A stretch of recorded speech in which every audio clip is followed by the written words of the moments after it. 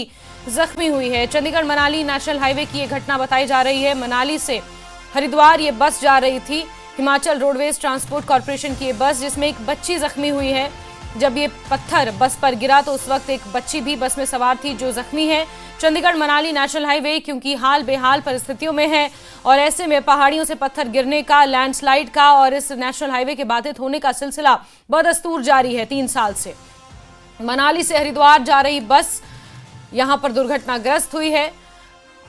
बस के ऊपर पत्थर गिरे हैं जिसमें एक बच्ची जख्मी बताई जा रही है।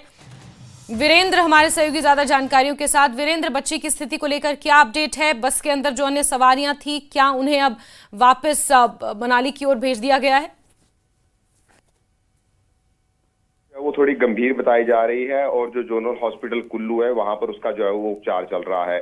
पिछले कल शाम के समय ये हादसा पेश आया था जब ये एचआरटीसी की बस जो है वो मनाली से हरिद्वार जा रही थी और मंडी और कुल्लू जिलों की सीमाओं पर जो एक झीड़ी गांव है वहां पर ये हादसा पेश आया। चलती बस पर जो है वो पहाड़ी से पत्थर गिरा था और उस पत्थर के कारण जो है वो वहां पर बस में जो बच्ची सवार थी उसको जो है वो गंभीर चोट लगी है।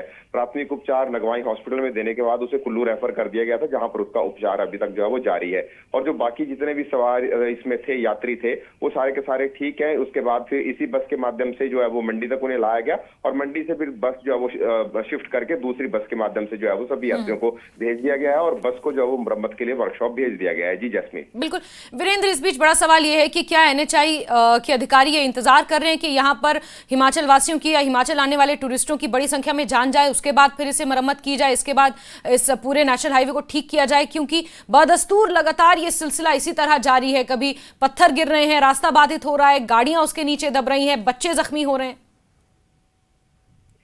जी बिल्कुल जैस्मिन, आपने ठीक कहा। जो चंडीगढ़ मनाली नेशनल हाईवे है उसकी हालत काफी दयनीय जो है वो इस वक्त बनी हुई है। खासतौर पर ज्यादा दयनीय हालत जो है वो इस बार की जो बरसात हुई है उसके कारण बहुत ज्यादा स्थिति जो है वो गंभीर बनी हुई है। बहुत से ऐसे स्पॉट हैं जहां पर जो है वो पहाड़ी से पत्थर गिरने का सिलसिला जो है वो लगातार जारी है, भूस्खलन हो रहा है, दिन लैंडस्लाइड हो रहे हैं। लेकिन जहां पर जैस्मिन ये घटना हुई है वहां पर इस प्रकार की कोई संभावना नहीं थी।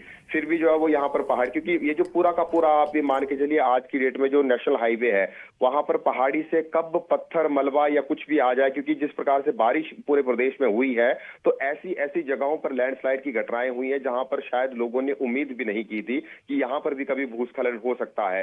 जहां पर कुछ नहीं है, जहां कोई कंस्ट्रक्शन नहीं हुई है, जहां पर सिर्फ जंगल ही है, वो जंगल के जंगल भी जो है वो बहकर आ गए हैं। तो उन्हीं में से एक स्पॉट ये भी था। यहाँ पर हालांकि ऐसा कोई एक्सपेक्टेड नहीं था कि यहाँ पर कभी जो है उस प्रकार से पहाड़ी से पत्थर आके गिरेगा, लेकिन फिर भी यहाँ पर पहाड़ी से पत्थर आकर गिरा और एक बच्ची जो है वो घायल हुई है। लेकिन बावजूद इसके ये बात सही है कि चंडीगढ़ मनाली नेशनल हाईवे खासतौर पर मंडी से लेकर कुल्लू के बीच में इस पर सफर जो है वो काफी जोखिम भरा हो गया है। वीरेंद्र, इसमें कोई दो राय नहीं है कि अगर आपको चंडीगढ़ से मनाली सफर तय करना है तो आपको अपनी जान हथेली पर रखकर सफर करना होगा। और जैसा कि आपने कहा कि एक्सपेक्टेड नहीं था, तो इस रास्ते के साथ यही कहावत सही जाती है कि एक्सपेक्ट द अनएक्सपेक्टेड। वीरेंद्र, बहुत शुक्रिया जुड़ने के लिए।